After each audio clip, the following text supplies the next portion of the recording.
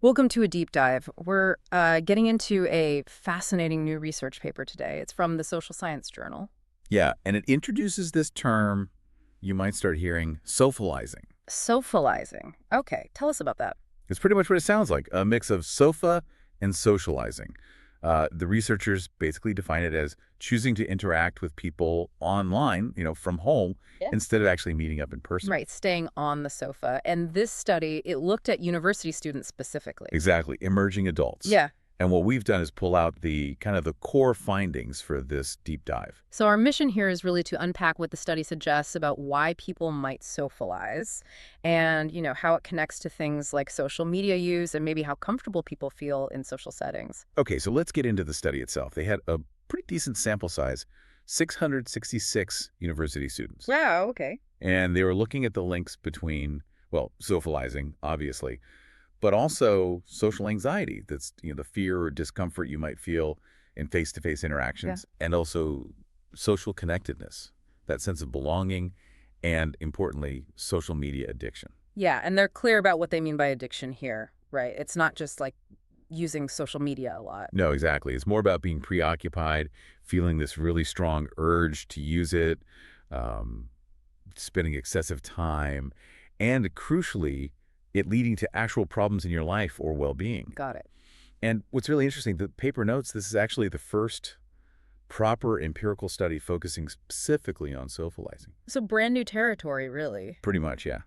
Based on the source material, anyway. Okay, so let's get to the findings. What did they actually discover? Because you might think, okay, social anxiety probably leads directly to sofalizing, maybe feeling disconnected too. Well, that's what you might intuitively think. But the data showed something a bit more complex. It wasn't quite that direct link. Oh, so how did it work then? Social anxiety is definitely connected to socializing, but it seems it was more of an indirect path. There was a key step in between. Okay, intriguing. What was the step? Yeah, this is where it gets really interesting. The study found that people reporting higher social anxiety were, well, significantly more likely to show signs of social media addiction. Ah, okay. So the anxiety leads to addictive use of social media. That seems to be the connection they found, yeah. Yeah.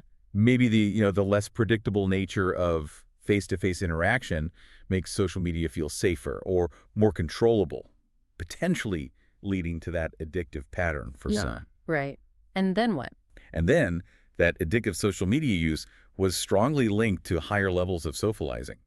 So the chain looks like social anxiety makes someone more prone to social media addiction, and that addiction then encourages staying home and socializing online. Exactly. It's like the addictive use becomes the bridge or the mechanism that enables the socializing behavior, partly driven by that original discomfort with in-person stuff. Okay, that makes a lot of sense. And another interesting point, that feeling of social connectedness, just generally feeling like you belong, that didn't actually show a clear, direct link to socializing in their main analysis. Which kind of goes against some maybe common assumptions. It does, yeah. So thinking about this from the listener's perspective, for you listening, this suggests that if you find yourself preferring to socialize online, it might not just be about convenience. Right. For some people, according to this study, it could be tied into anxiety about real-world interactions and maybe getting kind of hooked on social media as a way to manage that.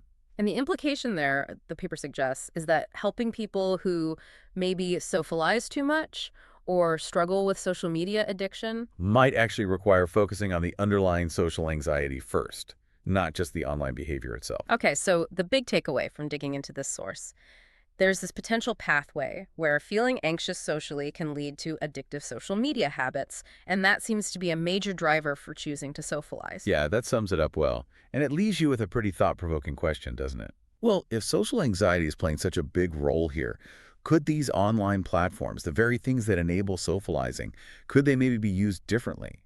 Like, could they become tools to actually help people manage that anxiety? Huh.